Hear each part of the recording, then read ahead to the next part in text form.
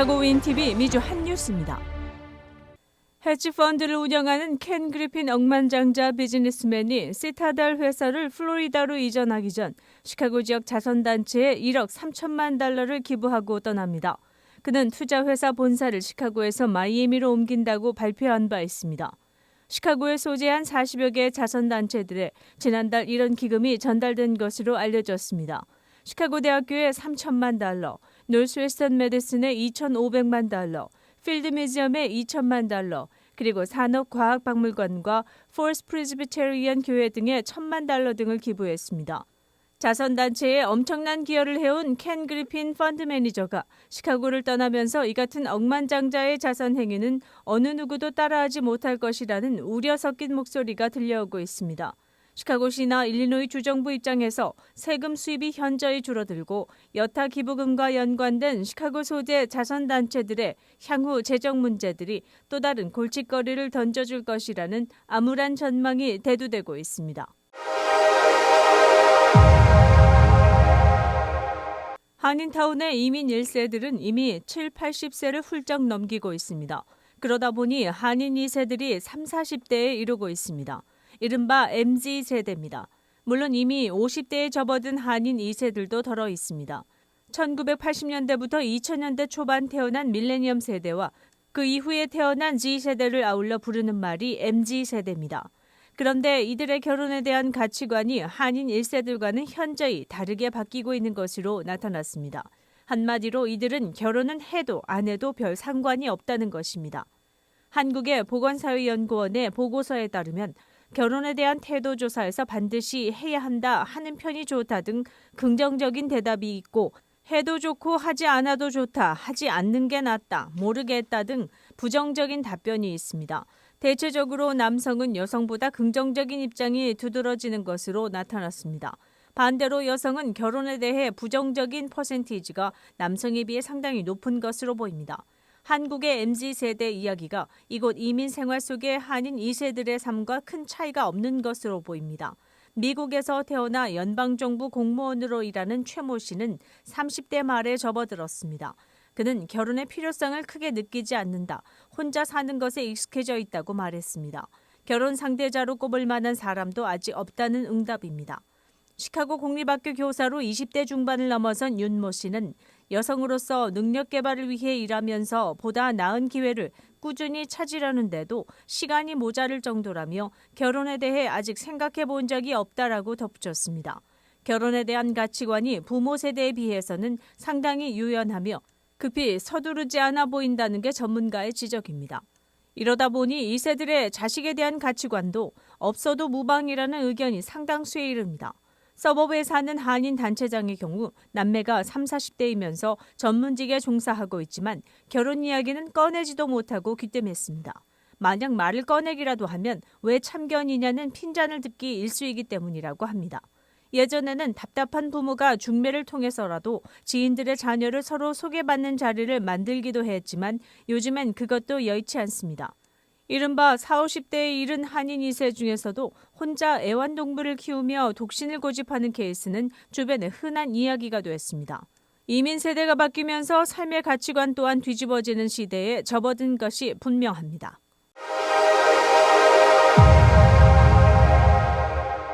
WHO가 오는 18일 전후로 원숭이 두창의 국제적 공중보건 비상사태 선포를 검토하는 긴급회의를 재소집합니다.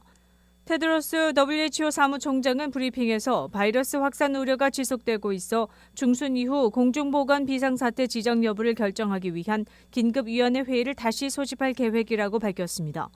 전달 23일 첫 긴급회의에서는 비상사태에 해당하지 않는다는 판단을 내린 바 있습니다. 공중보건 비상사태는 세계적으로 유행하는 질병과 관련해 발령하는 최고 수준의 경보 단계로 현재는 코로나19에만 적용 중입니다. 원숭이 두창은 지난 5월 이후 갑자기 확산하며 현재 58개국 6천여 명이 감염된 상태입니다.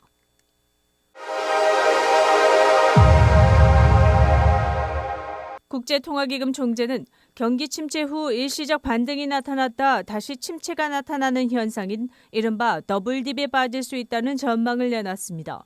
크리스탈리나 게오르기에바 IMF 총재는 6일 올해 세계 경제 성장률을 하향 조정할 것을 밝혔습니다. 연준 또한 경기 둔화를 감수하고서라도 인플레이션을 잡기 위해 더욱 긴축적 정책을 단행할 것이라고 전했습니다. 전달 연방공개시장위원회 정례회의에서 기준금리를 0.5%포인트나 0.75%포인트 올리는 것이 적절하다고 판단한 것으로 드러났습니다.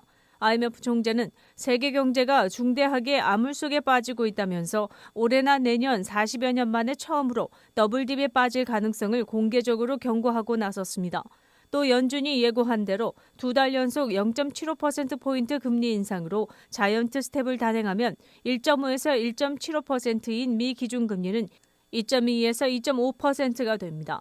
아울러 연준은 현재 8%대인 미 소비자 물가 상승률을 목표치인 2%대로 낮추기 위해서라도 공격적인 금리 인상으로 긴축 정책을 지속한다는 방침입니다. 뉴욕타임스는 미 군인 공고는 5월 기준 1,130만 건의 신규 취업자 수 650만 명이면 실업자 1명당 1.9개의 일자리 기회가 있는 상황이라며 경기 침체 우려가 높아지고 있다고 해도 연준은 현재 3%대인 미 실업률이 낮은 수준이라는 점을 근거로 추가 금리 인상에 나설 것이라고 전망했습니다.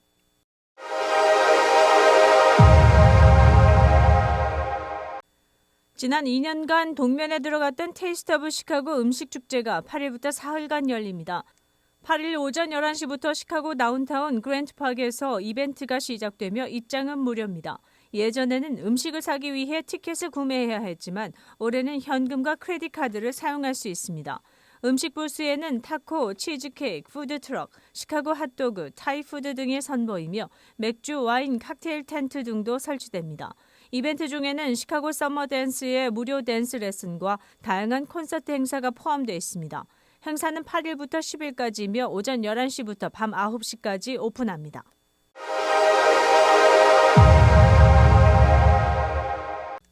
미네소타주 세인트폴 연방지방법원이 흑인 조지 플로이드 체포 과정에서 과잉 진압했다가 사망케 한 미네아폴리스 전 경찰관 데릭 쇼빈에게 징역 21년을 선고했습니다. 지난 2020년 5월 25일 쇼빈은 미네아폴리스에서 플로이드의 목과 등을 무릎으로 짓누르고 살려달라는 호소를 무시해 민권을 침해했다고 연방법원은 판단했습니다. 법원은 형량으로 권고받은 20에서 25년 가운데 21년을 택했습니다. 이번 판결은 전 경찰관 쇼빈이 플로이드에 대한 2급 살인, 2급 우발적 살인 혐의로 22년 6개월 징역형을 선고받고 현재 복역 중인 것과는 별개로 알려졌습니다. 폴 매그너슨 판사는 누군가의 목에 무릎을 올려놓는 것은 잘못된 것이고 처벌받아야 한다고 말했습니다.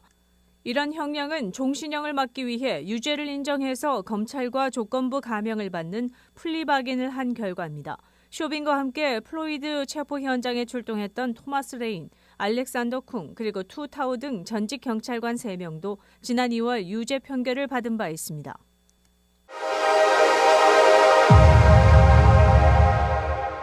일리노이 주민이 플로리다에 놀러 갔다가 아이스크림을 먹고 중독돼 사망하자 아이스크림 회사를 상대로 소송을 제기했습니다. 올해 1월 29일 사망한 사람은 메리 빌맨으로 1월 18일 플로리다에 놀러 갔다가 아이스크림을 사 먹고 리스테리아균에 감염돼 사망했습니다. 아이스크림 회사는 사라소타에 본부를 둔 비골라프 크리머리로 알려졌습니다. 질병통제예방센터에 따르면 플로리다 거주민 혹은 플로리다로 여행을 간 여행객들을 포함해 여러 개의 주에서 총 23명이 아이스크림 관련 리스테리아균 중독을 일으킨 것으로 조사됐다고 밝혔습니다. 회사 측은 아이스크림 제품과 리스테리아균이 관련돼 있다는 것은 단순한 추측에 불과하다며 무엇보다 일반 소비자들의 안전이야말로 가장 중요한 이슈라면서 연방 및 주정부 산하 보건국과 긴밀한 협조하에 자세한 결과가 도출되는 대로 공식 입장을 표명할 것이라며 사건 경위에 대한 확인을 사실상 미뤘습니다. 시카고 한인동포 일간지 한국일보는 전자신문으로도 배포됩니다. 시카고 한국일보 무료 신문은 가까운 한인 식당이나 마켓에서 볼 수 있습니다. 뉴스24에서는 여러분의 제보를 기다립니다. 제보 전화 847-290-8282번입니다.